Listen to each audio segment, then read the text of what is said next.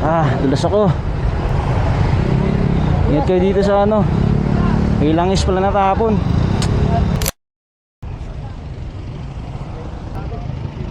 Ay. Boss, may perwisyo mo boss oh. Kaya nga tinabi ko, boss. Hindi mo man lang yan ano, yung kalat mo. Anong kalat yan nga? Kasi na ako pagputang ina niyan tumagas niya? Sige lang. Kasi na ako bang aksidente kayo? Sige lang. Kalat mo yan eh. Kalit kayo na nga, ano dyan, nagka-problema. Tumagas na eh. Sisiis ako? Dapat doon pala nalaman nyo na. Dapat nilinis mo. Ititigil ko ba daw sa kalsada mo sa highway? Oo, pwede naman nag-isip.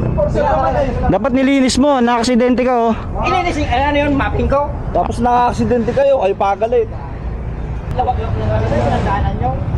Bayaran mo yung damage mo. Ikaw pagalit ha.